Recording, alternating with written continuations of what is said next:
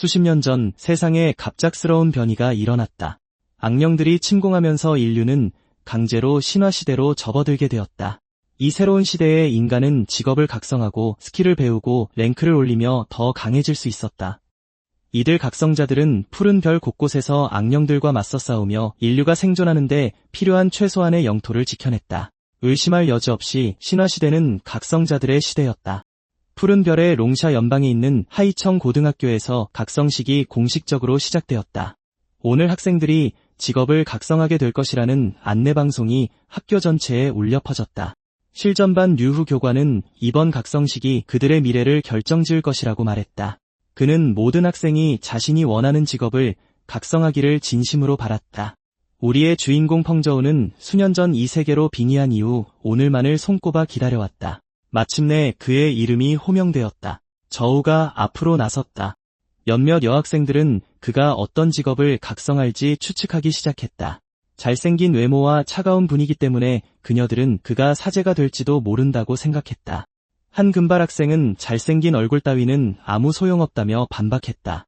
각성자는 결국 자신의 직업을 통해 스스로를 증명해야만 했다. 그의 친구는 재빨리 동조했지만 한 여학생이 즉시 그들이 질투하는 거라며 쏘아붙였다. 류 교관은 저우의 기록을 훑어보았다. 그는 국가를 위해 희생한 두 영웅의 자녀인 고아로 뛰어난 신체 능력과 우수한 성적을 갖추고 있었다. 그렇게 많은 사람들이 그를 주목하는 것도 무리가 아니었다. 저우가 각성대 위에 손을 얹자 마법진이 활성화되었다.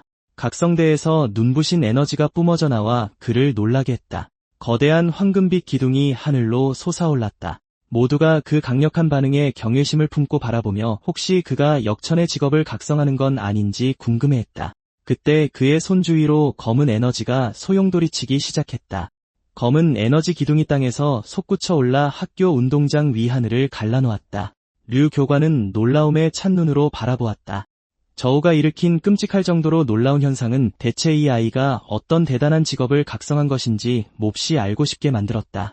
저우의 등 뒤로 거대한 언데드 군단이 나타났다. 강력한 해골신들과 어둠의 지배자들이 운동장 위로 우뚝 솟았다. 저우가 손을 들자 그를 둘러싼 검은 소용돌이가 더욱 거세졌다. 시스템이 그의 각성이 성공했음을 확인했다. 그의 직업은 네크로맨서였다. 자신의 등 뒤로 어른거리는 저 위협적인 기운을 느끼며 저우는 이것이 정말 자신이 각성한 직업인지 의아해했다. 그러자 몇몇 학생들이 왈칵 웃음을 터뜨렸다. 그들은 그렇게 엄청난 소란을 피워놓고 고작 네크로맨서로 각성했냐며 그를 조롱했다. 희귀한 직업이긴 했지만 모든 전투 직업 중 가장 쓰레기 취급을 받는 직업이기도 했다. 그들에게 저우는 좋은 성적이 직업의 강함과는 아무런 상관이 없다는 완벽한 증거였다. 저우도 네크로맨서가 겉보기에만 강력하다는 것을 잘 알고 있었다. 실제로 이 직업에는 치명적인 약점이 하나 있었다. 그것은 바로 망자계와의 깊은 연결이 필요하다는 것이었다. 삶과 죽음은 본질적으로 대립할 수밖에 없었다. 살아있는 인간으로서 그들은 망자계를 이해할 방법이 전혀 없었다. 하지만 저우는 달랐다. 그는 기본 상태창을 향해 손을 뻗었다. 망설임 없이 주먹을 쥔 저우는 표준 시스템 패널을 산산조각냈다. 새로운 초록색 인터페이스가 나타나며 망작의 체험 시스템을 각성한 것을 축하했다. 그만의 치트키가 18년이나 늦게 마침내 도착한 것이다. 그의 손 주위로 초록색 에너지가 요동쳤다. 시스템은 자동으로 그를 망자계와 연결시켰고 그를 위한 해골 분신을 만들어냈다. 이 분신을 통해 그는 망자계를 탐험하고 다른 언데드 생명체를 집어삼켜 더 강해질 수 있었다. 심지어 이 해골 분신을 현실 세계로 소환할 수도 있었다. 하지만 시스템은 망자계 탐험에는 미지의 위험이 따른다고 경고하며 항상 주의하라고 조언했다. 망자계를 직접 체험할 수 있었기에 저우는 이 시스템이 사실상 네크로맨서를 위해 만들어진 것이나 다름없다는 것을 깨달았다. 그가 입꼬리를 말아 올렸다. 그러고는 소환 스킬을 활성화했다.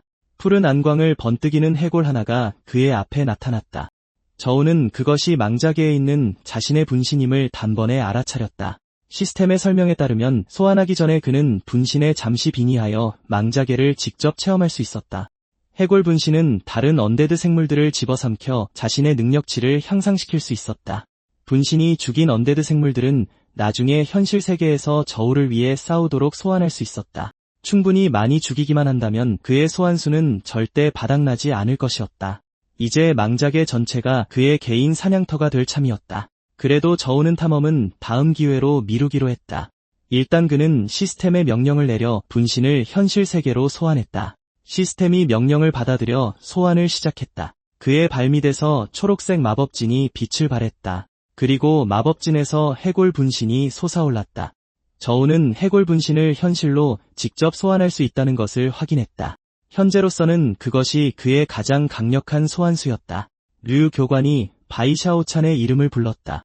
내심 그는 저렇게 뛰어난 학생이 어쩌다 그런 직업을 갖게 된 건지 도무지 이해할 수 없었다. 한편 한 무리의 여학생들이 저우 주변으로 몰려들었다. 그녀들은 네크로맨서라도 언젠가는 전설의 왕관을 쓸 수 있다며 그에게 희망을 잃지 말라고 말했다. 그중 한 명은 그의 해골을 감탄하며 바라보곤 꽤 멋지다고 인정했다. 옆에서 지켜보던 금발 학생과 그의 친구들은 질투심에 불타올랐다.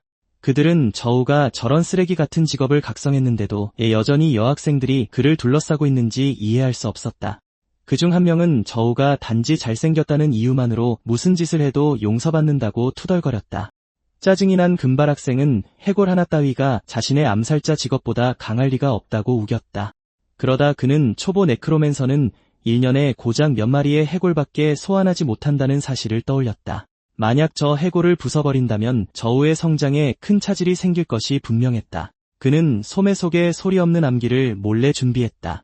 암기가 해골 분신을 향해 쏘아졌다. 해골이 사라지며 암기가 허공을 가르는 동안에도 저우는 평온을 유지했다. 금발 학생은 얼어붙었다. 해골이 감쪽같이 사라져 버린 것이다. 그가 반응하기도 전에 해골은 그의 뒤에 다시 나타나 무기를 휘둘렀다. 무거운 무기가 그의 얼굴에 정통으로 꽂혔다. 그 충격에 그는 고통스러운 비명을 지르며 멀리 날아갔다. 멍투성이가 된 채 잔디밭에 나뒹군 그는 방금 무슨 일이 일어난 건지 도무지 이해할 수 없었다. 그는 몸을 일으키려 발버둥 쳤다. 금발 학생은 저우를 노려보며 대체 무슨 짓을 하려는 거냐고 따져 물었다. 그는 해골이 얼마나 강한지 충격을 받아 이를 악물었다. 심지어 사각지대에서 날아온 공격까지 감지해냈던 것이다. 그래도 저우의 소환수가 아무리 강력하다 한들 저우 본인은 약할 수밖에 없다고 그는 믿었다. 그렇게 생각하며 금발 학생은 저우를 향해 돌진했다. 그는 칼을 치켜들고 저우에게 죽으라며 소리치며 공중으로 뛰어올랐지만 저우는 날아오는 그의 손목을 단숨에 낚아챘다. 주먹에 초록색 에너지를 모은 저우가 그를 가까이 끌어당기자 금발 학생은 패닉에 빠졌다. 저우는 그에게 주제 파악을 단단히 잘못했다고 말했다. 그리고 그의 주먹이 학생의 얼굴에 정통으로 꽂혔다. 금발 남학생이 바닥에 처박히며 운동장을 가로질러 미끄러졌다. 모두가 믿을 수 없다는 듯 그 광경을 멍하니 바라보았다. 류런자는 피투성이가 된 채 엉망진창으로 잔디밭에 미동도 없이 누워 단 한마디도 내뱉지 못했다. 이 모든 게 지루해진 조는 몸을 돌려 자리를 떠났다. 류 교관이 황급히 달려와 대체 무슨 일이냐고 물었다. 한 학생이 류런자가 조를 기습하려다 단 한 대의 펀치에 쓰러졌다고 설명했다. 모든 네크로맨서의 신체가 허약할 거라는 편견이 산산조각 나는 순간이었다. 반 친구들이 다친 런자를 부축해 데려가는 동안에도 그는 조의 이름을 중얼거렸다. 수치심에 불타오른 런자는 반드시 복수하러 오겠다며 소리쳤다. 조는 학교의 조용한 건물로 가 아무도 방해하지 않을 빈 복도를 찾았다. 그러고는 시스템을 불렀다. 언데드 세계를 경험할 시간이었다. 시스템이 시작할 것인지 물었다. 언데드 세계를 탐험하는 것은 세계를 더 깊이 이해하는 데 도움이 될 터였고 이는 모든 네크로맨서가 거쳐야 할 과정이었다. 조 역시 다른 언데드 생물들을 포식하며 더 강해지기를 바랐다. 그럼에도 과연 그렇게 쉬울까 하는 의문이 드는 건 어쩔 수 없었다. 언데드 세계는 온갖 위험한 괴물들로 득실거렸다. 누가 누구를 포식하게 될지는 장담할 수 없는 일이었다. 하지만 힘에는 항상 위험이 따르는 법. 그는 시스템의 시작을 명령했다. 시스템은 잠시 기다리라고 알렸다. 그는 이 순간을 위해 이미 18년이나 기다려왔다. 더 강해질 이 완벽한 기회를 결코 허비할 순 없었다. 시스템이 준비가 완료되었다고 알렸다. 언데드 세계의 미지의 위험에 대해 다시 한번 경고하며 최종 확인을 요구했다. 조는 망설임 없이 확인했다. 기이한 녹색 에너지가 그의 몸을 감싸며 텔레포트가 시작되었다. 그가 도착한 곳은 핏빛 달빛이 내리쬐는 어둡고 텅 빈 황무지였다. 바닥에는 해골과 썩어가는 시체들이 널려 있었다. 존은 조용히 주변을 살폈다. 그는 자신이 아까 소환했던 그 푸른 눈의 해골로 변해 있었다. 이것이 그가 언데드 세계를 경험하는 방식이었다. 그의 시스템 패널에는 기본적인 견습 등급 능력치가 표시되었다. 근력, 체력, 민첩, 정실력이 모두 1레벨이었다. 한 가지 스킬이 그의 시선을 사로잡았는데 바로 백골 무장이었다. 뼈로 몸을 강화하고 이를 벼려내어 장비로 만들 수 있는 능력이었다. 존은 앞서 자신의 해골 분신이 썼던 스킬이 바로 이것일 거라 짐작했다. 안전을 위해 적과 마주치기 전 무기를 만들기로 했지만 준비를 시작하려는 찰나 무언가가 등 뒤로 슬며시 다가왔다. 몇몇 괴물들이 송곳니를 드러내며 으르렁거렸다. 붉은 눈의 늑대들이 그를 향해 똑바로 돌진해왔다. 상두 늑대 한 마리가 그에게 달려들었다. 존은 재빨리 물러서며 녀석의 공격을 피했다. 이렇게 빨리 공격받을 줄은 미처 예상하지 못했다. 언데드 세계는 정말이지 너무나 위험했다. 그때 해골손들이 땅에서 솟구쳐 올라 그의 발목을 낚아챘다. 조가 움직이지 못하는 틈을 타 쌍두 늑대가 다시 공격해왔다. 그는 다리를 들어 올려 해골까지 한꺼번에 끌어올렸다. 그러고는 늑대를 향해 그 해골을 걷어찼다. 해골은 늑대의 몸에 부딪혀 산산조각이 났지만 놀랍게도 늑대는 꿈쩍도 하지 않았다. 해골의 몸을 다루는 건 생각보다 훨씬 어려운 일이었다. 그는 필사적으로 늑대의 공격을 막아냈지만 이 상태로 오래 버틸 수 없음을 깨달았다. 그때 근처에 쌓여있는 뼈 무더기가 눈에 띄었다. 그 순간 쌍두 늑대가 위에서 덮쳐왔다. 존은 뼈들을 모아 백골무장을 발동시켰고 그것을 뼈나드로 벼려냈다. 그는 망설임 없이 낫을 휘두르며 늑대에게 죽어버리라고 소리쳤다. 늑대는 고통에 울부짖었지만 나머지 머리 하나가 그의 팔에 송곳니를 박아 넣었다. 현실 세계의 존은 같은 부위에 통증이 덮쳐오자 숨을 헐떡였다. 언데드 세계에서 분신이 입은 상처가 그의 실제 몸으로 전이된 것이다. 이 시스템은 그의 예상보다 훨씬 더 위험했다. 격노한 존은 늑대가 여기서 죽게 될 거라 선언하며 손을 뻗었다. 그는 아까 다치게 했던 늑대의 머리를 뜯어내고는 그 죽은 짐승에게 자신을 섬기라고 명령했다. 녀석의 뼈로 백골무장을 발동해 뼈 채찍을 만들어냈다. 그는 바닥이 피로 물들 때까지 남은 머리를 향해 끊임없이 채찍을 내리쳤다. 이내 늑대는 마침내 픽 쓰러지고 말았다. 전투가 끝난 후 존은 주저앉아 숨을 골랐다. 백골무장은 생각했던 것보다 훨씬 쓸모가 있었다. 하긴 시스템이 그에게 부여한 스킬이니 그럴만도 했다. 갑자기 늑대의 시체에서 밝은 푸른 불꽃이 피어올랐다. 존은 그것이 무엇인지 전혀 알지 못했다. 그러자 그 불꽃이 그의 몸속으로 스며들었다.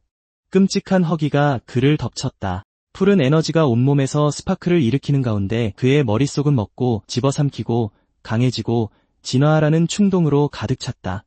그는 저항하지 못한 채 푸른 불꽃을 입으로 가져가 꿀꺽 삼켜버렸다.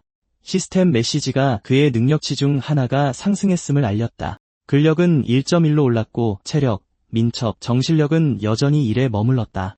존은 0.1의 증가치가 백골무장에서 비롯된 것이라 추측했다. 또 다른 메시지는 그가 영혼력 0.1을 얻었음을 보여주었지만 대체 어디에 쓰는 건지는 알 길이 없었다. 시스템은 영혼력이 영혼의 에너지에서 비롯된 것이라고 설명했다. 그것은 스킬을 연역하고 잠재력을 끌어올리며 장비를 강화하는 데 쓰일 수 있었다. 다시 말해 그는 탐험하고 죽이고 포식하며 진화해야만 했다. 사냥을 멈추지 않는 한 조의 성장은 한계가 없을 터였다. 그때 저 멀리 무언가가 그의 눈에 띄었다. 후드를 쓰고 상검을 든 해골 하나가 그를 향해 걸어오고 있었다. 시스템은 그것을 네크로맨서들의 고기방패에 불과한 견습 등급 소환 해골로 식별했다. 그것은 부서질 듯 연약한 몸에 지능도 없었으며 단 하나의 명확한 약점인 영혼의 불꽃을 가지고 있었다. 존은 곧장 백골무장을 발동했다. 새로운 무기인 뼈창을 벼려낸 그에게 시스템의 축하 메시지가 떴다. 그는 앞으로 돌진해 견습 해골의 몸뚱이를 창으로 꿰뚫어버렸다. 시스템 알림이 그의 민첩과 영혼력이 각각 0.1씩 증가했다고 알려왔다. 그가 또 다른 견습 해골을 베어 넘겼다. 이번에는 체력과 영혼력이 각각 0.1씩 증가했다. 존은 저놈들 하나하나가 남김없이 자신의 힘이 될 것이라 선언했다. 계속해서 강해지는 그의 갑옷이 번쩍이며 빛을 발했다. 우뚝 선 분신은 해골 장식이 달린 거대한 창을 쥐고 있었다. 갱신된 능력치는 근력 3, 민첩 2, 체력이, 정신력이, 그리고 영혼력 10에 달했다. 하지만 존은 이조차 여전히 부족하다는 걸 잘 알고 있었다. 그는 하이청 고등학교에서 훨씬 더 강해질 수 있을 터였다. 복도에 홀로 선 존은 자신이 아직 더 강해질 수 있다고 중얼거렸다. 근처에서 한 여자가 그를 깨우려 하고 있었다. 그녀가 이름을 부르며 소리치자 그가 번쩍 눈을 떴다. 깜짝 놀란 존은 바이샤오찬이 여기서 뭘 하고 있는지 물었다. 하지만 그의 손에 묻은 피를 발견하자 그녀의 얼굴은 걱정으로 가득 찼다. 그가 자신의 각성 직업 때문에 속상해한다고 생각한 그녀는 재발 분풀이로 자신을 해치지 말라고 애원했다. 저우는 그녀가 상황을 단단히 오해하고 있다는 걸 깨달았다. 다음에 망령의 세계에 들어갈 때는 좀 더 은밀한 곳을 찾아야 할 것 같았다. 그는 그저 살짝 긁힌 것뿐이라고 안심시켰지만 그녀는 그의 말을 믿지 않았다. 그때 학교 종이 울렸다. 저우는 재빨리 화제를 돌리며 곧 명상 수업이 시작될 거라고 그녀에게 일깨워 주었다. 그가 이제 돌아가자고 제안하자 사오차는 마지못해 고개를 끄덕였다.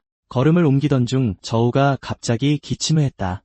사오차는 그의 팔을 붙잡고 기어코 양호실에 데려가려 했다. 저우는 괜찮다고 그녀를 말렸다. 그 순간 시스템은 오늘 망령의 세계에 너무 오래 머물렀다며 몸 상태를 주의하라는 경고를 띄웠다. 그제야 그는 망령의 세계에 들어가는 것이 실제 육체에 상당한 부담을 준다는 걸 깨달았다. 그때 무언가 그의 시선을 사로잡았다. 시스템 패널이 나타나 그의 본체 능력치 또한 상승했음을 보여주었다.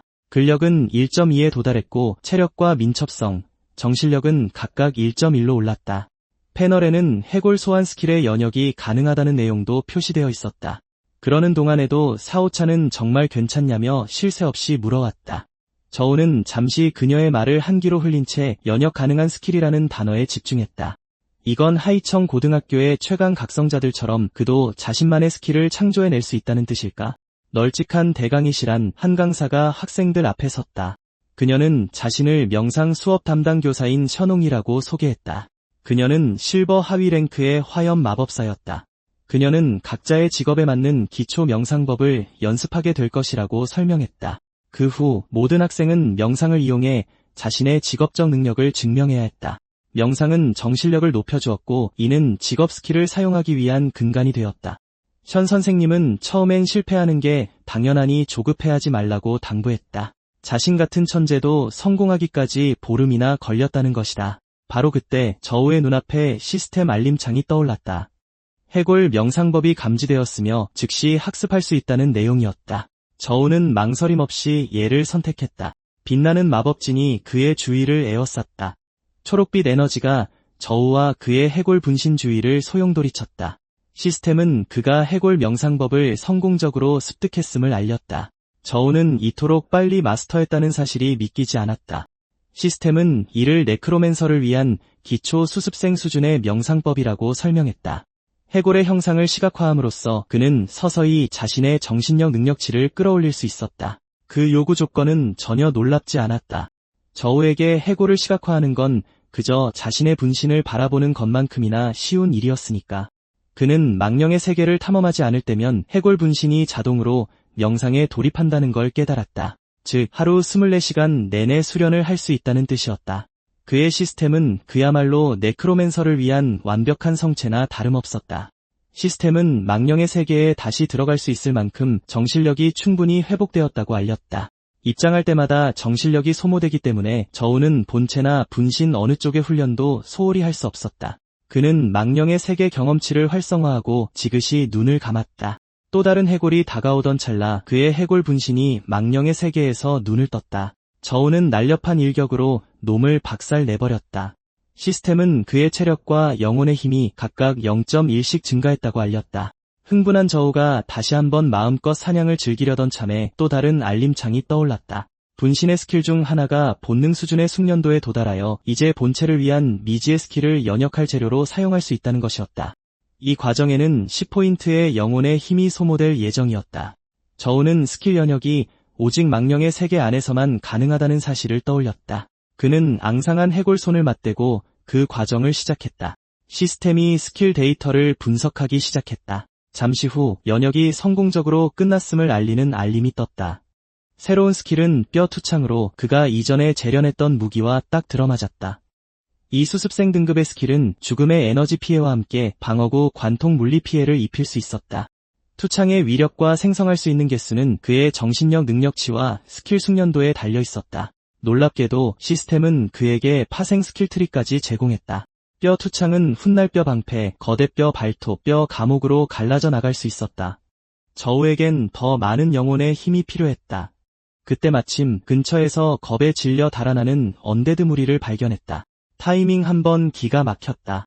그는 놈들을 상대로 새 스킬을 시험해 보기로 했다. 저우가 달아나는 언데드 중 하나를 향해 뼈 투창을 던지자 놈은 순식간에 산산조각이 났다. 푸른빛 영혼의 불꽃이 뼈 투창 주위로 모여들었다.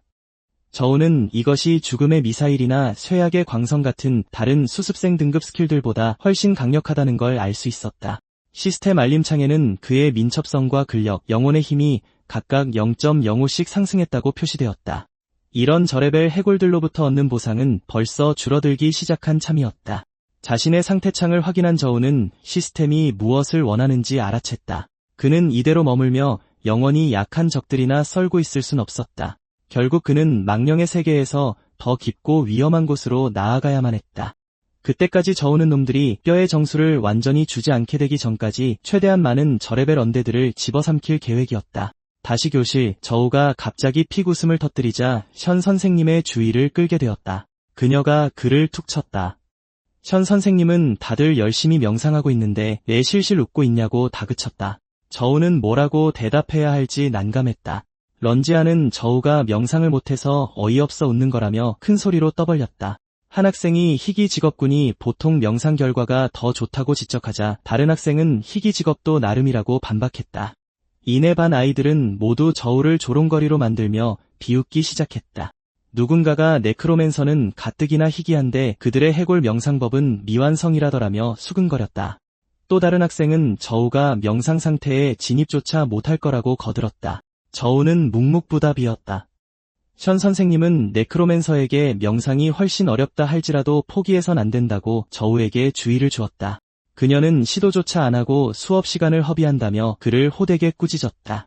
그리고는 런지아를 가리키며 단 한 번의 수업만에 칼자루를 시각화해냈다며 그를 칭찬했다. 런지아는 자신이 명상법의 고작 3분의 1 정도만 이해했을 뿐이라고 대답했다. 그는 자신 같은 천재치고는 속도가 평범한 수준이라고 거들먹거렸다. 런지아는 저우가 마침내 네크로맨서와 다른 직업 간의 격차를 뼈저리게 느낄 거라 확신했지만 저우는 그저 피식 웃으며 그의 속도가 확실히 평범한 수준이라는 데 동의했다. 그의 뻔뻔한 대답에 런지아와 션 선생님 모두 어안이 벙벙해졌다. 런지아는 명상조차 못하면서 허세를 부린다며 주제 파악이나 하라고 쏘아붙였다. 그때 짙은 초록빛 에너지가 저우의 몸에서 뿜어져 나왔다. 그는 런지아에게 물러서라고 차분히 말했다. 션 선생님은 즉시 런지아에게 정신을 집중하라고 지시했다. 그녀는 저우를 돌아보며 대체 무슨 짓이냐고 분노에 차서 물었다. 명상 수업은 배우기 위한 곳이지 싸우기 위한 곳이 아니었다. 그런 짓은 전투 수업 때나 하라는 것이었다. 저우는 그저 런지아에게 자리를 비켜달라고 했을 뿐이라며 차분하게 설명했다. 그래야 선생님께 자신의 명상 진행 상황을 제대로 보여줄 수 있으니까. 학생들은 저우가 정말로 명상에 성공한 건지 반신반의했다. 한 그분은 그가 입문 단계를 겨우 10분의 1만 맞췄을 거라고 중얼거렸다. 소천은 초조하게 그를 지켜보았다. 조는 해골 명상법을 발동시켰다. 그의 몸에서 뿜어져 나온 어둠의 에너지가 교실을 휩쓸었다. 런자와 다른 학생들은 밀려오는 압박감에 숨을 헐떡였다. 센 선생님은 믿을 수 없다는 듯 쳐다보았다. 조는 단 한 번의 수업만에 해골 명상법의 입문 단계에 도달했다. 그의 등 뒤로 거대한 해골 분신의 아우라가 나타났다. 조는 평범한 천재들과 비교하면 자신의 수련 속도가 아마 1억 배는 더 빠를 거라고 말했다. 바로 그때 류 교관이 교실로 불쑥 들어왔다. 그는 조를 힐끗 보더니 명상법의 성취가 꽤 인상적이라고 평가했다. 조가 이미 그 경지에 도달했으니 류 교관은 내일 당장 테스트를 진행하겠다고 선언했다. 교실은 즉시 발칵 뒤집혔다. 한 학생은 전투 수업이 벌써 시작되는 거냐고 물었고 다른 학생은 명상법 입문조차 못했다며 패닉에 빠졌다. 런자는 몰래 썩소를 지었다. 전투는 명상과는 차원이 달랐다. 그는 약해 빠진 네크로맨서인 조가 자신의 전문 분야에서 얼마나 잘난 척할 수 있을지 빨리 보고 싶어 안달이 났다. 망자들의 세계에서 존은 계속해서 황무지를 탐색했다. 해골 명상법의 입문 단계에 도달한 덕분에 그는 그곳에 훨씬 더 오래 머물 수 있었다. 그래도 시간을 낭비할 여유는 없었다. 정신력이 바닥나기 전에 더 많은 언데드를 사냥해야 했다. 존은 망설임 없이 돌진하여 해골을 베어 넘겼다.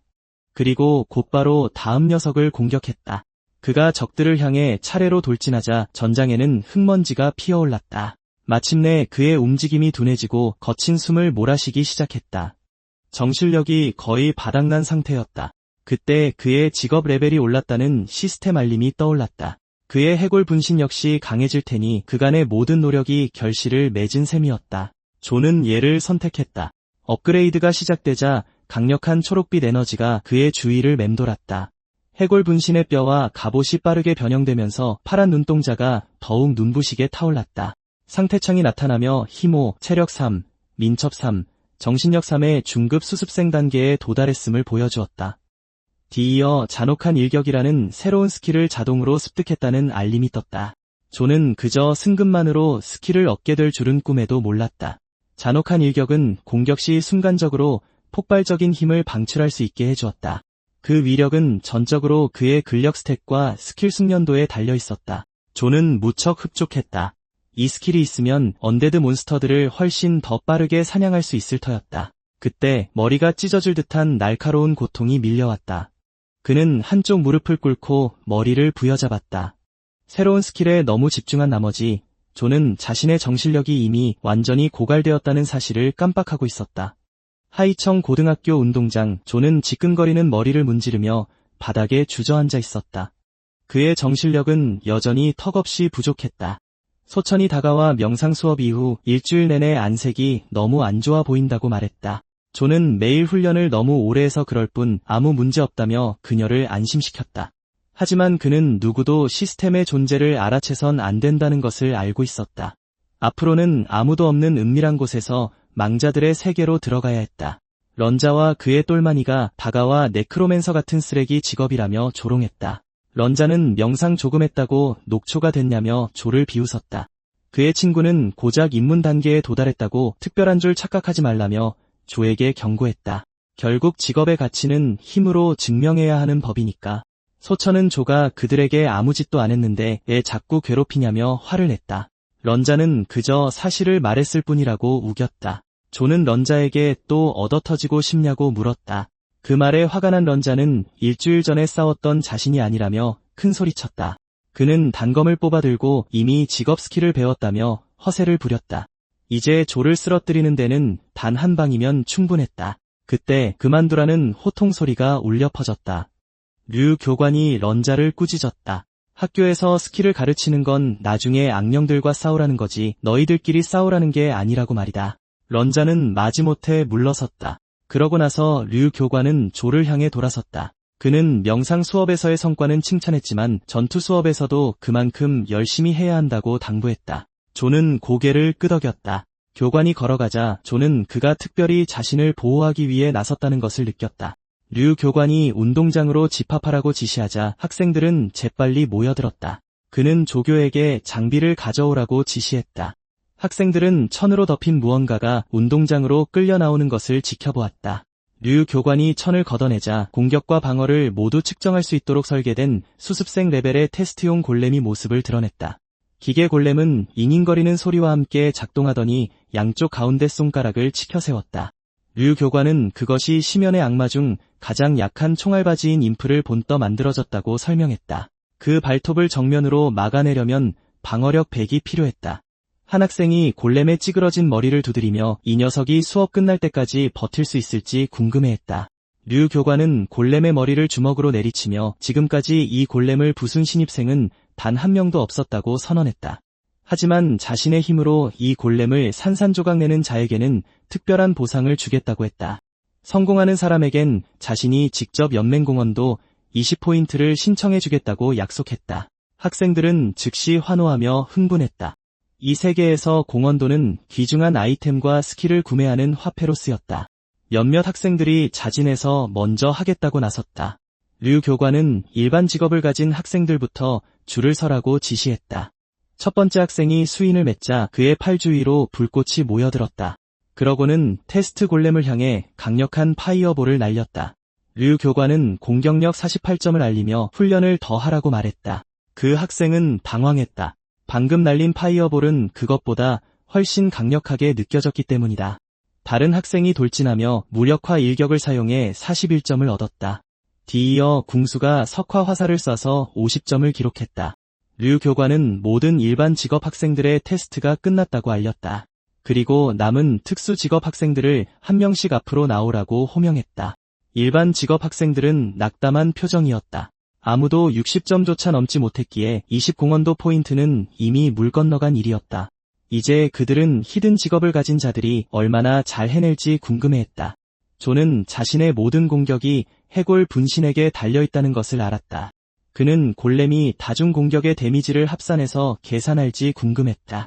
런자는 그의 표정을 알아채고는 공격력이 꼴찌일까 봐쫄았냐며 비아냥거렸다.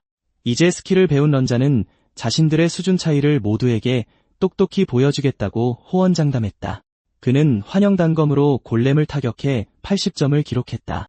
런자는 이것이 바로 자신의 히든 직업인 환영 암살자의 힘이라며 자랑스럽게 외쳤다. 소천은 히든 직업을 가진 게 혼자만은 아니니 너무 기고만장하지 말라고 쏘아붙였다. 그때 류 교관이 예판을 앞으로 불러냈다. 학생들이 그의 데몬 헌터 직업에 대해 수군거리는 가운데 예판은 자신만만하게 경기장으로 걸어 들어갔다. 소문에 따르면 학교 고위층이 그가 각성하자마자 바로 스카우트했고 그를 위한 연구 그룹까지 따로 꾸렸다고 한다. 모두가 그의 실력을 두 눈으로 직접 확인하고 싶어 했다. 판은 거대하게 빛나는 초승달 모양의 검을 소환했다. 그는 골렘을 향해 맹렬히 돌진했다. 그리고 복수의 일격을 발동해온 힘을 다해 골렘을 베어버렸다. 골렘의 65라는 점수가 떠올랐다. 일반 직업들의 점수보다 겨우 조금 높은 수준이라 학생들은 의아해했지만 판은 아직 끝나지 않았다고 선언했다. 그는 곧바로 복수의 연속 공격을 이어가며 점수를 69점까지 끌어올렸다. 그의 공격은 쉴 새 없이 몰아쳐 점수를 88점까지 올렸고 마침내 최후의 일격을 날렸다. 류 교관은 판의 총 공격력이 100에 도달했다고 발표했다. 판의 테스트를 지켜본 저우는 골렘이 데미지를 누적해서 계산한다는 사실을 확신했다. 그렇다면 그가 골렘을 박살내는 것 역시 그리 어려운 일은 아닐 터였다. 판은 우리 반에서 자신을 뛰어넘을 사람은 아무도 없을 거라며 호기를 부렸다. 런자는 판이 그저 여러 번 공격을 겹쳐서 100점을 채웠을 뿐이라고 반박했다. 골렘이 공격을 합산해서 계산한다는 걸 알았다면 자신도 몇 번 더 공격했을 거라면서 말이다. 샤오찬은 암살자인 내가 연속 공격 스킬이 도대체 어디 있느냐며 핀잔을 주었다. 류 교관은 다음 차례로 샤오찬을 앞으로 불러냈다. 그녀는 깊게 숨을 들이마셨다. 히든 직업을 가진 사람으로서 이대로 망신을 당할 수는 없었다. 숨을 내쉬며 그녀는 소용돌이치는 나뭇잎들이 가득 담긴 강력한 바람 공격을 테스트 골렘을 향해 날렸다. 류 교관은 공격 점수 31점을 발표했다. 샤오찬의 얼굴에 실망한 기색이 역력했다. 그녀의 서포터 직업의 전투력은 예상했던 것보다 훨씬 더 형편없었다. 런자는 박장대소하며 고작 그딴 점수로 자신만만하게 굴었냐며 그녀를 조롱했다. 그러면서 자신의 암살자 직업은 80점이 넘었다는 사실을 아주 자랑스럽게 상기시켰다. 그 사이 류 교관은 다음 학생인 구지추를 호명했다. 폭풍 마법사인 지추는 연쇄 바람 에너지 미사일을 발사해 72점을 기록했다. 대지 기사인 자오이아는 방패 장갑 돌진으로 테스트 골렘을 공격해 69점을 받았다. 중해머 전사인 천양이 그 뒤를 이어 거대 망치 강타를 날려 84점을 기록했다. 한 학생은 그들의 점수가 자신보다 훨씬 높긴 하지만 누구도 100점에는 미치지 못했다고 인정했다. 또 다른 학생은 아무도 골렘을 부수지 못하면 류 교관의 기여도 포인트는 허공으로 날아가 버리겠다며 한숨을 쉬었다. 그때 누군가가 아직 테스트를 치르지 않은 히든 직업이 하나 남았다고 지적했다. 그 마지막 학생은 바로 사령술사 펑저우였다. 런자는 사령술사 따위에게 기대를 건다는 생각에 코웃음을 쳤다. 그는 저우가 10점도 채 넘기지 못할 거라고 장담했다. 런자가 저우의 해골들이 제대로 서 있기나 하겠냐며 비아냥거리자 다른 학생도 맞장구를 치며 낄낄거렸다. 저우는 자신이 정말로 기어도 20포인트를 얻지 못할 거라고 확신하느냐고 물었다. 런자는 자신의 말이 100번 맞다는 듯 크게 비웃었다. 그는 만약 저우가 테스트 골렘을 부순다면 그 자리에서 골렘을 통째로 씹어먹겠다고 호언장담했다. 저우가 미소를 지으며 그 도전을 받아들이자 런자는 적잖이 당황했다. 저우는 경기장 중앙으로 걸어가 모두에게 뒤로 물러서라고 말했다. 런자는 형편없는 점수 때문에 비웃음이라도 살까봐 그러냐며 깐족거렸다. 저우는 차분한 목소리로 아니라고 대답했다. 허공에서 힘이 파지직거리며 터져올랐고 초록빛 에너지와 검은 사슬이 저우의 몸을 감쌌다. 그는 자신이 지금부터 사용할 스킬은 꽤 넓은 공간이 필요하다고 설명했다. 그의 등 뒤로 해골들이 나타났고 각각의 해골은 짙은 초록색 사슬로 저우와 연결되어 있었다. 학생들은 경악을 금치 못하며 그 광경을 바라보았다. 어떻게 해골을 10마리나 소환할 수 있단 말인가? 각 각성한 견습 사령술사는 보통 2마리밖에 소환하지 못하는데 말이다. 누군가는 저우가 벌써 흑철 등급으로 승급한 것 아니냐며 경악했다. 류 교관도 자신의 두 눈을 의심했다. 역사상 가장 재능 있는 사령술사로 꼽히는 수신엔조차도 각성 직후엔 해골 5마리를 소환하는 게 한계였다. 그렇다면 저우의 재능이 이미 수신엔을 아득히 뛰어넘었다는 뜻인가? 저우는 힘을 숨기길 잘했다고 생각했다. 그러지 않았다면 쓸데없이 이목만 더 끌었을 테니까.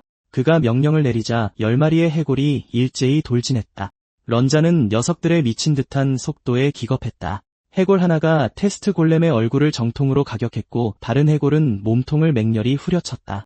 해골 무리는 골렘을 포위한 채 쉴 새 없이 공격을 퍼부었다. 점수는 30에서 45, 다시 60으로 오르더니 마침내 65에서 멈췄다. 자욱한 먼지와 충격파가 경기장을 휩쓸었다. 한 학생이 저렇게 요란을 떤 것 치고는 점수가 썩 높지 않다고 중얼거렸다. 다른 학생은 65점도 도달하지 못하는 전사들이 수두룩하니 여전히 대단하다고 반박했지만 세 번째 학생은 고작 65점을 내려고 저렇게 많은 해골이 필요한 것 자체가 사령술사가 뼈저리게 약하다는 증거라고 우겼다. 런자는 저우의 점수를 보며 낄낄거렸다. 그의 친구는 해골 하나당 공격력이 10점도 채 안 나온다며 맞장구를 쳤다. 저우는 김칫국부터 마시지 말라고 받아쳤다. 이건 그저 시작에 불과했으니까. 런자는 아직도 그 무의미한 발악을 계속할 셈이냐고 비아냥거렸다. 저우가 가볍게 손가락을 튕겼다. 10마리로 부족하다면 20마리를 쓰면 될 일이었다. 순간 군중은 찬물을 끼얹은 듯 조용해졌다. 저우는 내내 진짜 실력을 숨기고 있었던 것이다. 몇몇 학생들은 역사상 이렇게 강력한 사령술사가 존재한 적이 있었는지 넋을 잃고 중얼거렸다. 하지만 샤오찬만큼은 처음부터 그를 굳게 믿고 있었다. 해골 하나가 골렘의 디스플레이를 내리치자 액정에 쩍하고 금이 갔다. 쉴 새 없는 맹공이 이어지며 점수는 단숨에 91점까지 치솟았다. 골렘이 격렬하게 스파크를 튀기더니 기계 팔 하나가 허공으로 튕겨나갔다. 이제 점수는 무려 108점에 도달해 있었다. 그리고 마침내 테스트 골렘이 폭발하고 말았다. 박살난 액정이 경기장 바닥을 나뒹굴며 마지막 점수를 비추고 있었다. 모두가 숨을 죽인 채 그 광경을 응시했다. 이내 엄청난 함성이 터져나왔다. 한 학생이 저우가 골렘의 한계치를 박살냈다고 소리쳤다.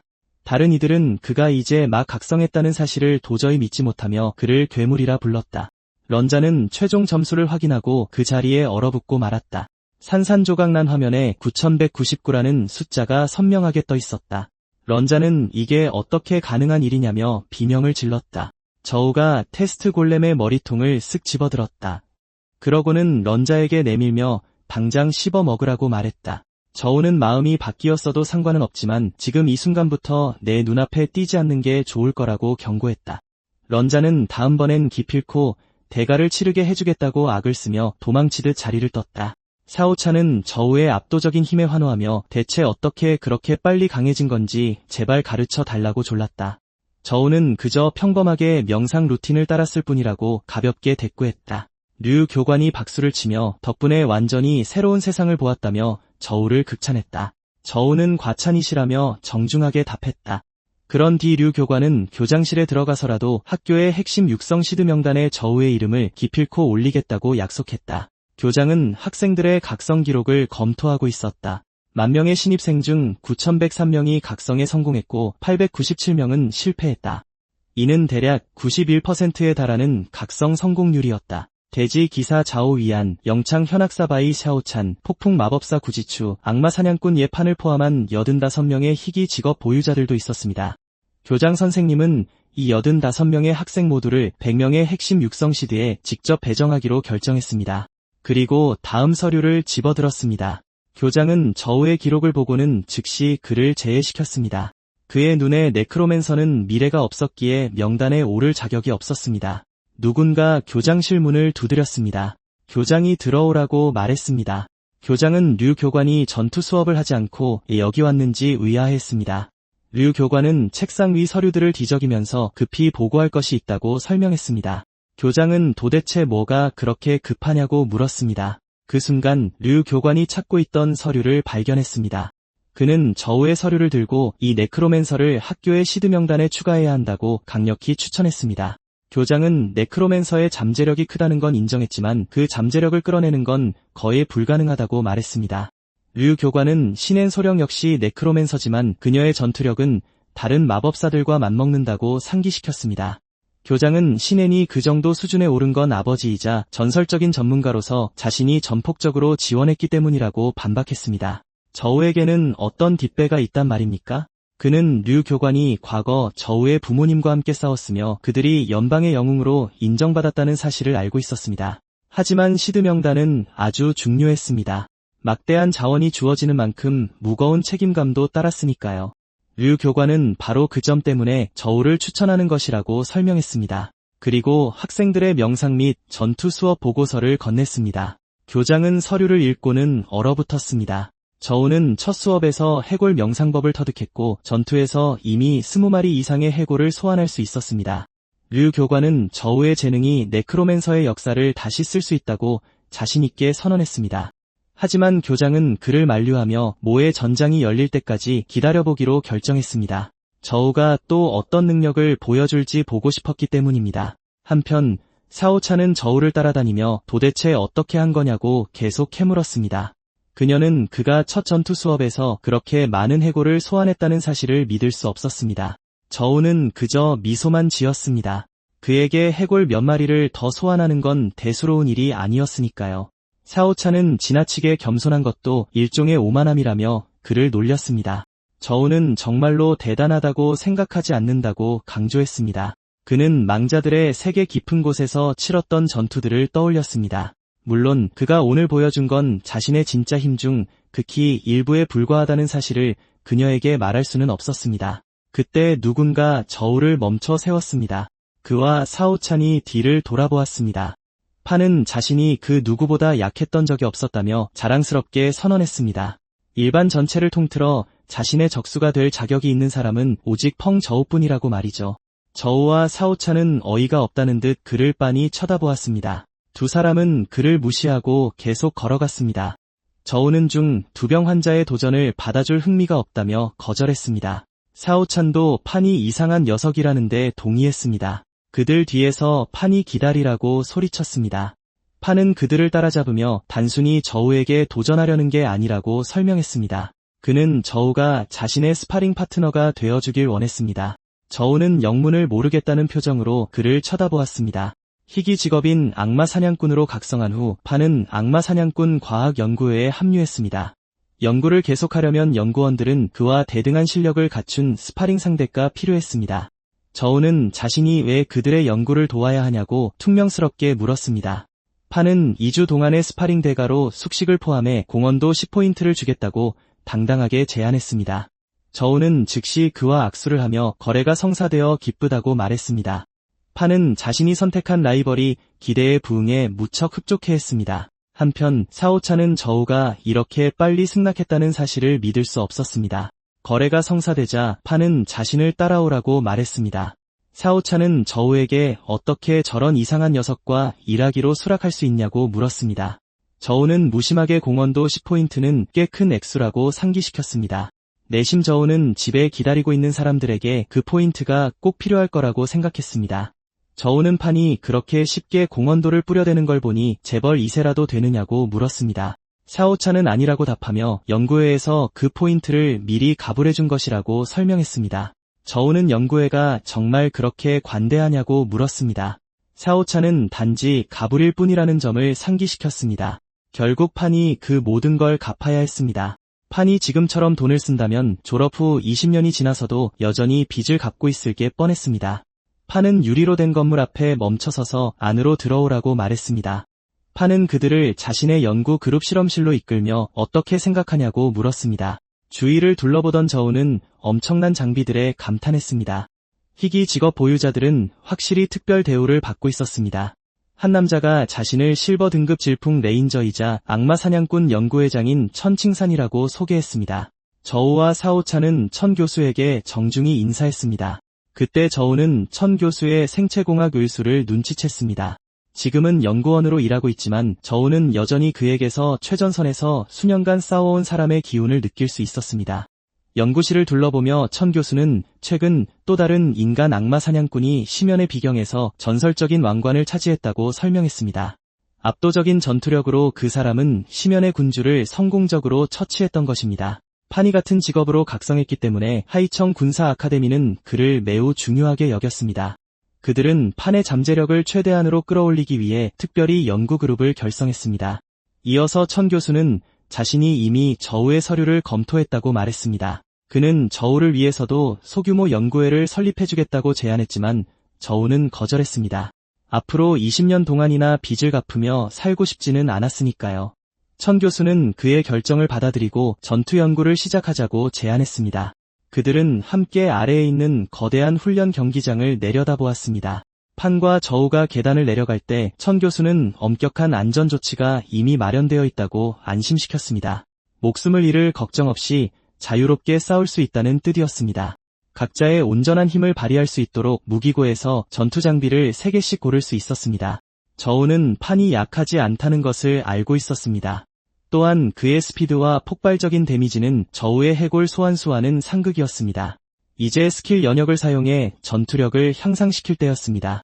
스킬 인터페이스가 나타나며 해골 소환, 뼈 창, 뼈 방패, 그리고 다른 능력들의 업그레이드 경로를 보여주었습니다.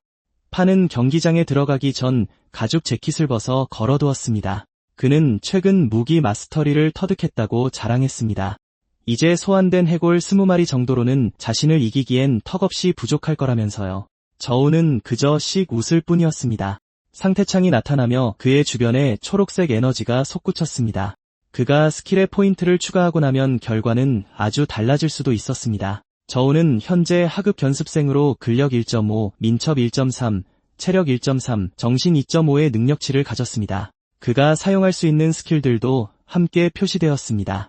저우는 손가락을 튕겨 장비를 착용하며 판이 자신을 실망시키지 않기를 바랐습니다. 창에는 주문 효과를 약간 향상시켜주는 회색에 조악한 견습생 지팡이의 속성이 표시되었습니다. 그는 또한 받는 피해를 약간 줄여주는 회색에 조악한 견습생 로브도 장착했습니다. 악마 사냥꾼 연구의 경기장 안에서 거대한 칼날화를 쥔 판은 라이벌에게 기대했던 그대로라며 저우의 자신감을 칭찬했습니다. 판의 몸 주위로 초록색 에너지가 스파크를 일으켰습니다. 그는 갑자기 공중으로 높이 뛰어오르며 연구팀의 강화가 저우의 상상을 초월할 것이라고 호언장담했다. 한편 여러 연구원들이 관찰실에서 지켜보고 있었다. 한 명이 누가 이길 것 같은지 물었다.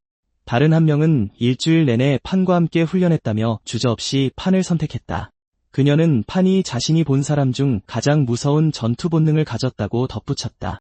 그때 류 교관이 도착해 승패를 단정짓기엔 너무 이르다고 말했다. 천 교수는 그가 여기서 뭘 하고 있는지 물었다. 류 교관은 자신의 최고 제자 2명이 싸우는데 당연히 보러 와야 하지 않겠냐고 설명했다. 천 교수는 정말로 저우가 판을 이길 수 있다고 믿는지 물었다. 류 교관은 그렇다고 대답했다. 천 교수는 저우가 아무리 많은 해골을 소환하더라도 여전히 몸이 약한 마법사일 뿐이라고 반박했다. 게다가 판은 전날 강력한 이동 스킬까지 배웠다. 천 교수는 그 스킬이 류 교관마저 놀라게 할지도 모른다며 즉시 그의 흥미를 끌었다. 판이 칼날 달린 활을 저우에게 휘둘렀지만 저우는 재빨리 피했다. 저우는 거리를 두기 위해 뒤로 물러났다. 판은 근접전에서 매우 위험했기에 멀리 떨어져 있는 것이 최선의 선택이었다. 판은 에너지 화살을 당기며 거리를 둔다고 안전할 줄 아냐고 저우에게 경고했다. 판이 악마 사냥 화살을 날리자 푸른 에너지가 저우를 향해 쏘아졌다. 저우는 즉시 해골을 소환했다. 그러고는 해골 소환을 발동해 여러 명의 언데드 병사를 불러냈다. 판의 화살이 그들을 꿰뚫고 지나갔다. 그는 저우의 소환 타이밍을 방해해야 한다는 걸 알고 계속해서 화살을 쏘았다. 몇 발의 화살이 소환진에 명중하며 스킬을 끊었다. 저우는 위험에 처했음을 직감했다. 그는 자신에게 쏟아지는 화살비를 간신히 피했다. 그런 다음 빛나는 마법진에 한 손을 눌렀다. 저우는 다시 해골 소환을 발동했고 새로 소환된 병사들이 남은 화살을 성공적으로 막아냈다. 천 교수는 젊은 세대의 실력에 감탄하지 않을 수 없었다. 저우가 보여준 기량만으로도 그는 비록 저우가 지더라도 엘리트 시드 명단에 글을 올리는 걸 승인할 준비가 되어 있었다. 류 교관은 미소를 지으며 아직 기뻐하기엔 이르다고 말했다. 그는 저우에게 아직 숨겨둔 카드가 몇 장 남아있다고 확신했다. 저우는 더 이상 전력을 숨길 수 없다는 걸 알았다. 그는 지팡이를 들어 올리며 전력으로 해골 소환을 시전했다. 천 교수는 한 번에 39의 해골이 나타나자 충격에 빠져 쳐다보았다. 다른 연구원은 각성한 지 며칠밖에 안 된 사람이 어떻게 벌써 스킬을 이토록 높은 경지까지 연마했는지 이해할 수 없었다. 해골들이 판을 포위했다. 그는 당황하기는커녕 이 정도로 강해야 자신의 라이벌이 될 자격이 있다고 선언했다. 저우는 해골들에게 둘러싸여 있는데도 판이 침착함을 유지하고 있다는 걸 눈치챘다. 분명 무언가를 숨기고 있는 게 틀림없었다.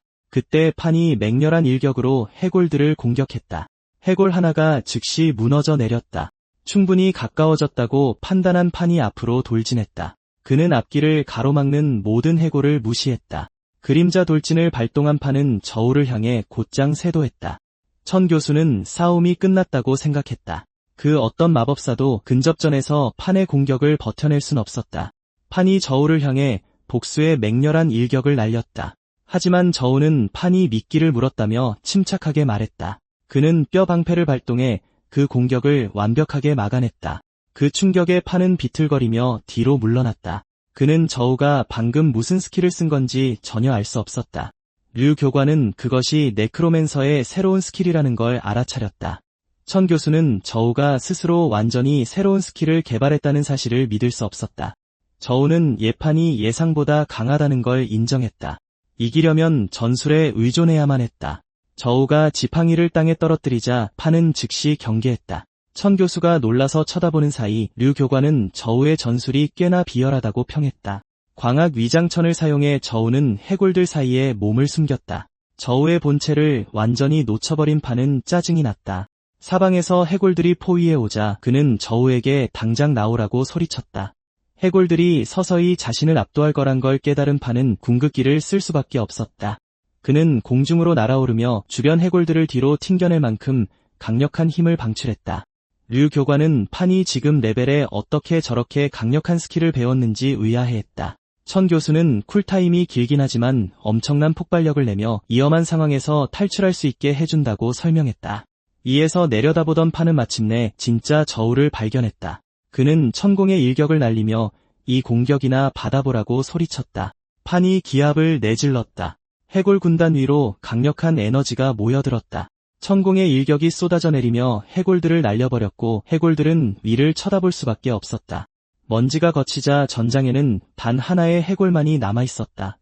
판은 패배를 거부했다. 저우가 강할지는 몰라도 그에게도 자존심이 있었다. 그는 자신의 공격이 큰 부상을 입혔을까 봐 서둘러 유료진을 불렀다. 그리고 관찰실 쪽으로 고개를 돌리자 천 교수와 류 교관, 사오찬이 보였다. 그들의 표정이 뭔가 이상했다. 그들은 승리자를 보는 눈빛이 아니었다. 판은 다시 남은 해골 쪽으로 고개를 돌렸다가 얼어붙고 말았다. 그건 저우가 아니었다. 그제야 판은 속임수를 알아차렸다. 저우는 해골로 위장한 게 아니었다. 대신 그는 해골을 해골인 척하는 저우처럼 보이게 만들어 이중 위장을 한 것이었다. 판이 반응하기도 전에 해골들이 튀어나와 그의 발목을 잡았다. 저우가 그의 뒤에 나타나 양보해줘서 고맙다고 말했다. 그러고는 싸움이 끝났다는 제스처를 취했다.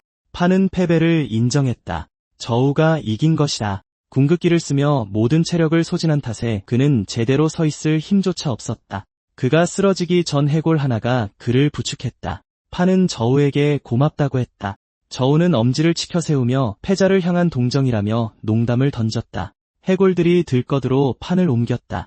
그는 실패는 성장을 위한 밑거름일 뿐이라고 외치며 재대결을 기다리라고 소리쳤다. 저우는 농담이었으니 진정하라고 달랬다. 천 교수가 다가와 저우의 전투력이 자신의 예상을 훨씬 뛰어넘었다며 마지못해 인정했다. 그는 그런 전술이라면 저우가 훗날 틀림없이 전술의 대가가 될 거라고 덧붙였다. 저우는 그게 칭찬인지 아닌지 분간할 수 없었다. 류 교관은 저우가 쓴 방패 마법이 새로 개발한 스킬이 맞냐고 물었다. 저우는 그렇다고 확인해 주었다. 해골 소환을 연습하던 중 깨달음을 얻어 뼈, 창과 뼈 방패라는 두 가지 새로운 스킬을 개발하게 된 것이다. 천 교수와 류 교관은 말없이 그를 빤히 바라보았다. 흥분을 감추지 못한 류 교관이 조의 등을 세게 후려치며 끊임없이 모두를 놀라게 한다고 칭찬했다. 조는 서둘러 살살 좀 쳐달라고 부탁했다. 류 교관은 천 교수의 전문 장비를 사용해 새 스킬들을 테스트해보자고 제안했다. 천 교수는 즉시 그렇게 준비하겠다고 흔쾌히 동의했다. 조는 정실력이 완전히 바닥나서 아직은 아무것도 테스트할 수 없다고 기운 없이 설명했다. 류 교관은 그런 건 걱정하지 말라고 말했다. 정신력 회복 무략이 가득 든 커다란 상자가 옮겨져 왔다. 저우는 마치 생맥주라도 대접받는 것 같다며 농담을 던졌다. 류 교관은 그 농담에 장단을 맞추며 병째로 원샷하라고 말했다. 조는 무략을 물처럼 들이켰고 즉시 상쾌해지는 것을 느꼈다. 천 교수가 테스트용 골렘이 준비되었다고 확인해주자 류 교관은 그에게 테스트를 준비하라고 지시했다. 그는 조에게 전투 수업 시간에 썼던 것과 똑같은 스킬로 골렘을 공격해보라고 지시했다. 조는 뼈 투창을 장착했다. 창이 골렘을 똑바로 관통하며 85라는 공격 점수가 떴다. 연구원들은 깊은 감명을 받았다. 이제 막 각성한 초보자에게서 나올 수 있는 공격력치고는 파격적인 수준이었다. 천 교수는 무엇보다 가장 놀라운 점은 조가 이 스킬을 직접 창조해냈다는 사실이라고 덧붙였다. 이어 류 교관은 조에게 방어 테스트를 준비하라고 지시했다. 골렘이 그를 향해 곧장 돌진해왔다. 조의 뼈 방패가 묵직한 주먹을 막아냈고 방어 점수 80점을 기록했다. 류 교관은 흐뭇한 미소를 지었다. 조의 공격력은 폭풍 마법사에 필적할 만했다. 방어력 역시 대지 기사와 맞먹는 수준이었다. 교관은 흥분하며 조의 등을 내리치고는 그가 천부적인 네크로맨서로 태어났다고 선언했다. 조는 사람들이 교관님이 몰래 스텝 뻥튀기라도 해주는 줄 알겠다며 그만 때리라고 부탁했다. 천 교수는 그가 자체 개발한 2개의 스킬을 스킬 저장소에 등록해보라고 제안했다. 스킬 저장소는 연방이 구축해놓은 거대한 스킬 모음집이었다. 기여도만 지불하면 누구든 그곳에 저장된 스킬을 배울 수 있었다. 천 교수는 연구소 내에도 연방 스킬 저장소 지부가 마련되어 있으니 조가 원할 때마다 언제든 이용해도 좋다고 덧붙였다. 조는 그 제안을 받아들였다. 잠시 후 그들은 곧 거대한 나무문 앞에 섰다. 류 교관은 스킬을 등록하고 나면 획득한 기여도를 사용해 조가 필요한 스킬과 교환할 수 있다고 설명했다. 조는 그에게 감사를 표한 뒤 무거운 문을 밀어 열었다. 안으로 들어선 조는 저장소 내부가 이렇게 칠흑같이 어두운지 의아해했다. 주위를 둘러보던 그는 저 멀리서 희미하게 깜빡이는 불빛을 발견했다. 갑자기 조명이 켜지며 연방의 명성에 걸맞은 웅장한 도서관의 모습이 드러났다. 조는 책장을 확인하며 낯익은 스킬들을 다수 발견했다. 그러다 그는 보라색으로 빛나는 구슬이 놓인 받침대 앞에 멈춰섰다. 시스템은 뼈 투창과 뼈 방패가 저장소에 성공적으로 등록되었다고 알렸다. 조는 200기여도를 획득했다. 스킬의 창시자로서 그는 향후 발생하는 모든 교환 비용의 50%를 수익으로 얻게 될 것이었다.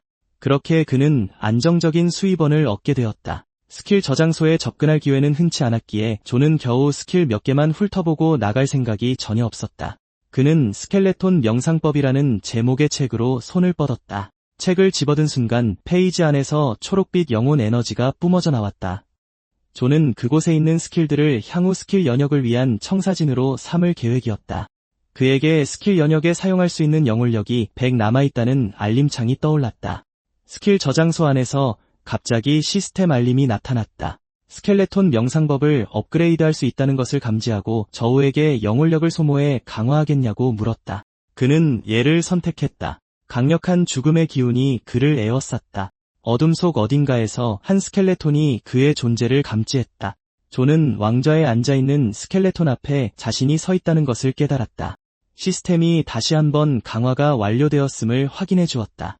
스켈레톤 군주가 그에게 책 한 권을 건넸다. 조가 그것을 받아들고 정말 자신에게 주는 거냐고 묻자 마법 문자들이 그의 몸 주위를 소용돌이쳤다.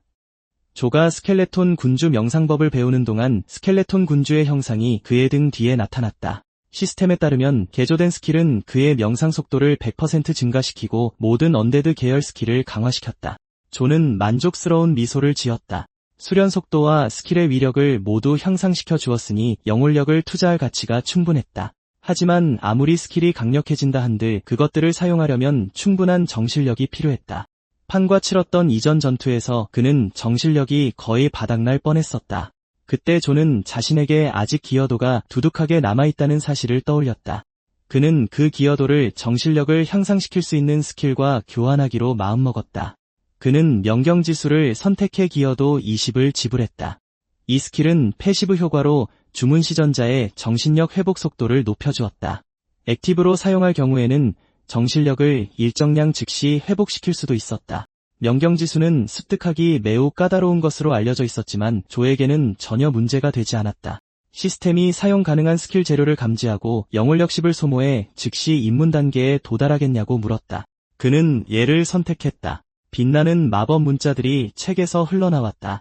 잠시 후 시스템이 명경지수가 입문 단계에 도달했음을 확인해 주었다. 조는 정신력이 훨씬 빠르게 회복되는 것을 즉각적으로 느꼈다. 만약 판과 다시 싸운다면 그땐 스켈레톤의 물결 아래에 그를 완전히 생매장해 버릴 수 있을 것이다. 조는 덩굴 얽기, 늪생성 마법, 흑병 마법, 거미줄 마법, 쇠약 광선 등을 포함해 한 무더기의 스킬북을 챙겼다. 향후 스킬 업그레이드를 위한 참고 자료로 사용할 계획이었다. 5개의 스킬을 구매하는데 총 60기여도가 들었다. 그런 다음 그는 장비로 가득 찬 유리 장식장 앞에 멈춰섰다.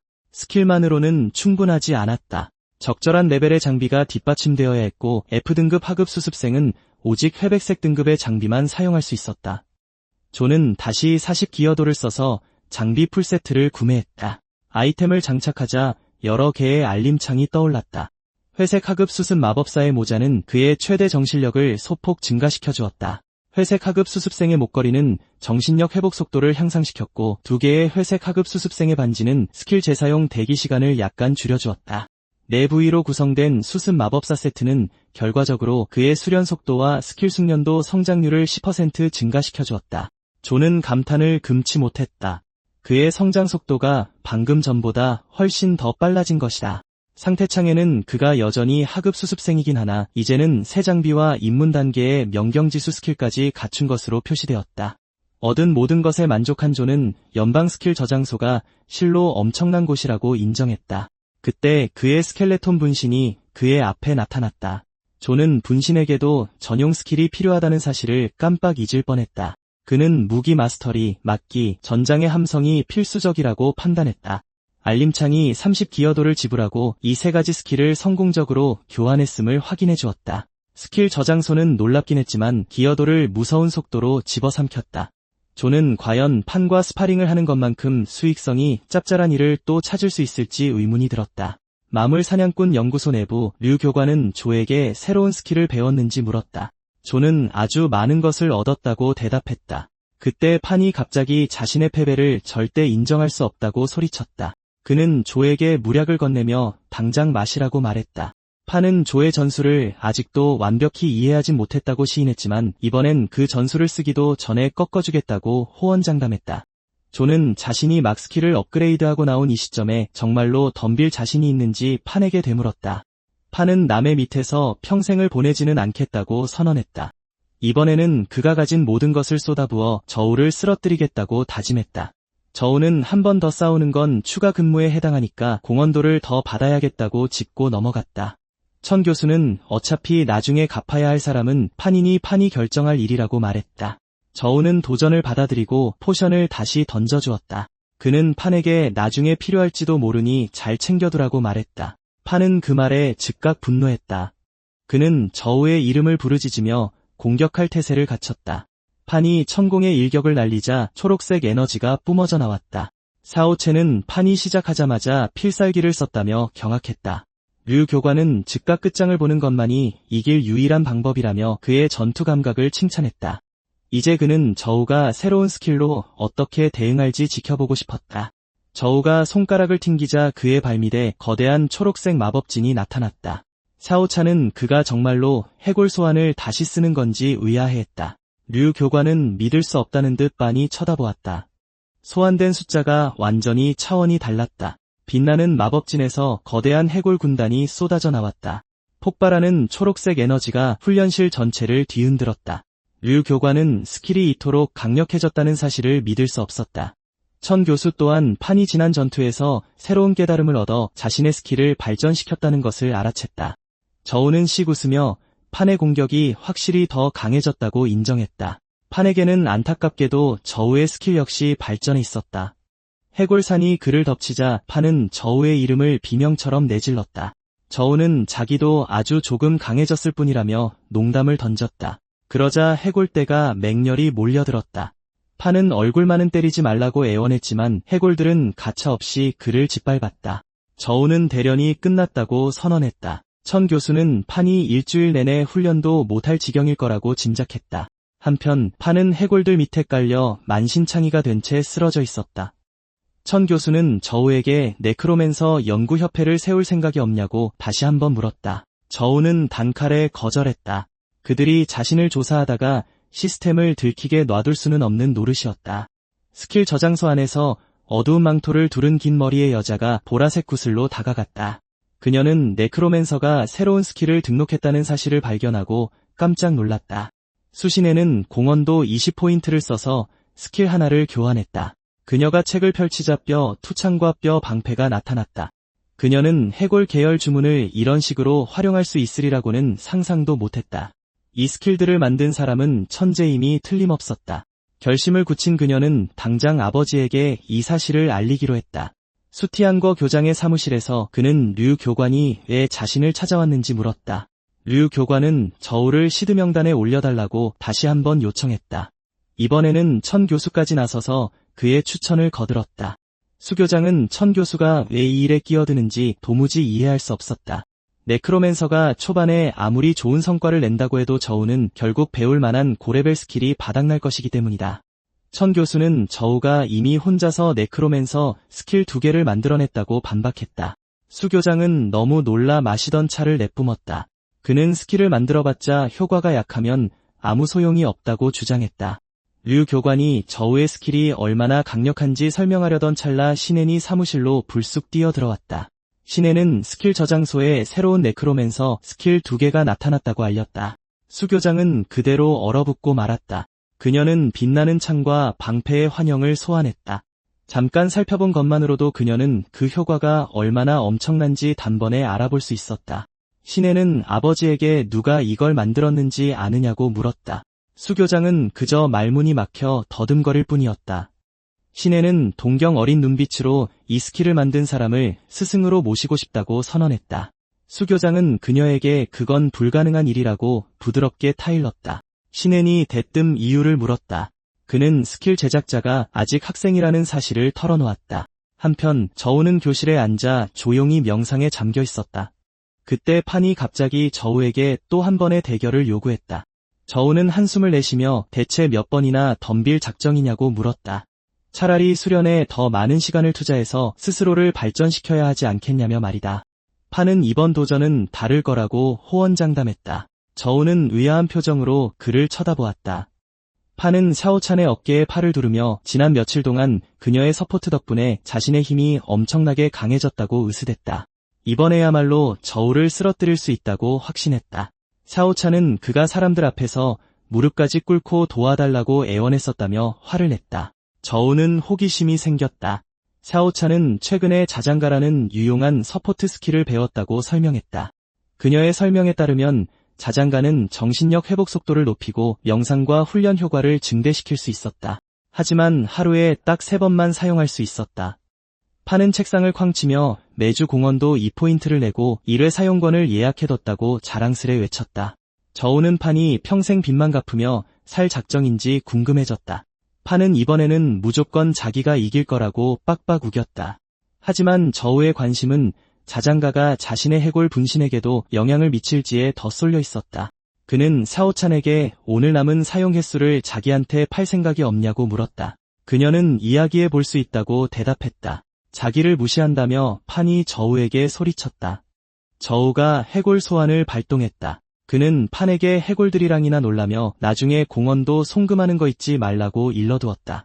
해골 3마리가 자신을 에워싸자 판은 철저히 무시당했다는 생각에 분노가 치밀어 올랐다. 그런 다음 저우는 사오찬에게 자신에게 자장가를 걸어달라고 부탁했다. 그녀는 고개를 끄덕였다. 사오찬이 자장가를 시전했다. 저우가 자리에 앉아 명상을 시작하자 음표들이 그의 주위를 맴돌았다. 언데드 영역 안에서 저우의 분신이 가부좌를 틀고 앉았다. 그 몸 주위로 에너지가 흐르고 있었다. 사오찬의 자장가는 정말로 해골 분신에게도 영향을 미치고 있었다. 상태창이 떠올랐다. 분신은 상급 수련생에 도달하여 근력 18, 체력 7, 민첩 7, 정신력 6의 능력 7을 지니고 있었다. 회색 하급뼈 창을 쥐고 여러 전투 스킬을 보유했으며 50의 영혼력을 축적한 상태였다. 또 다른 해골이 다가오자 저우는 그것을 상대로 분신의 스킬을 시험해보기로 했다. 해골이 머리 위로 육중한 가시 철퇴를 치켜들고 돌진해왔다. 저우는 뼈 창을 고쳐 잡았다. 해골이 철퇴를 내리쳤지만 저우가 그것을 막아내며 성공적으로 패리를 발동시켰다. 이 스킬 덕분에 그는 체력과 스킬 숙련도에 비례하여 받는 피해를 줄이는 방어 태세를 취할 수 있었다. 그는 곧바로 무기 숙련을 이어갔다. 그의 뼈 창이 변형되기 시작했다. 그 순간 저우가 빈틈을 포착했다. 그는 변형된 무기를 앞으로 찌르며 역공을 발동해 해골의 방어를 산산조각 내버렸다. 시스템 보상조차 10%나 증가했다. 자장가는 진정신의 스킬이었다. 분신이 0.11의 힘과 0.55의 영혼력을 얻었다는 알림이 떴다. 그때 거대한 무장 몬스터 2마리가 그를 향해 돌진해왔다. 저우는 뒤로 도약하며 녀석들의 합동 공격을 피했다. 순식간에 그의 창이 두 적을 꿰뚫었다. 각각의 몬스터를 처치할 때마다 시스템은 0.11의 힘과 0.55의 영혼력을 추가로 지급했다. 앞을 바라보던 저우는 거대한 언데드 군단을 발견했다. 그는 군단 전체를 한꺼번에 도발하며 적진을 향해 강력한 음파를 날렸다. 알림창에 전투의 함성 효과가 나타났다. 이 스킬은 사기를 북돋는 포효를 내질러 일시적으로 힘, 체력, 민첩을 상승시켰다. 증가폭과 지속시간은 그의 힘 속성과 스킬 숙련도에 따라 달라졌다. 음파는 계속 뻗어나가며 다른 해골들을 뒤로 밀어냈다. 그러자 존은 휩쓸기 공격을 연달아 퍼부으며 적진을 돌파했고 또다시 0.11의 힘과 0.55의 영혼력을 얻었다. 존은 자신이 아직 더 강해질 수 있다며 포효했다. 속성이 계속 상승함에 따라 시스템 알림이 시야를 가득 채웠고 그때 공중에 뼈들이 모여드는 것을 발견했다. 저우는 그 자리에 얼어붙었다. 뼈들은 머리 위에 빛나는 후광을 띠고 검을 든 해골의 형상을 갖췄다. 그 몸에서 강력한 에너지가 뿜어져 나왔다. 본 엔젤이라 불리는 거대한 날개 달린 해골이 그의 앞에 나타난 것이다. 존은 초보자 마을의 보스가 스폰되었다는 사실을 믿을 수 없었다. 본 엔젤이 검을 치켜들더니 이내 땅을 내리쳤다. 존은 저 공격에 맞으면 무조건 죽는다는 것을 직감했다. 방어해봤자 소용없었기에 그는 먼저 공격하기로 마음먹었다. 그는 전투의 함성을 내지른 뒤 뼈창을 꺼내 방패팟의 태세로 본 엔젤을 가격했다. 이어서 즉시 잔혹한 일격을 가했다. 그 후 팔 휘두르기 태세를 사용해 몬스터의 몸 곳곳을 강타했다. 존은 뒤로 물러서서 녀석의 반응을 살폈다. 본 엔젤은 즉시 검을 꽉 쥐고 그를 향해 곧장 돌진해왔다. 조가 녀석의 공격을 쳐냈지만 그 반동으로 거대한 바위에 처박히고 말았다. 엄청난 충격에 그는 쿨럭거리며 기침을 쏟았다. 다행히 아까 녀석의 팔 하나를 박살내둔 참이었다. 그렇지 않았다면 방금 그 일격에 온몸의 뼈가 다 부러졌을지도 모른다. 동시에 본 엔젤의 약점이 마침내 드러났지만 녀석은 돌연 회전하기 시작했다.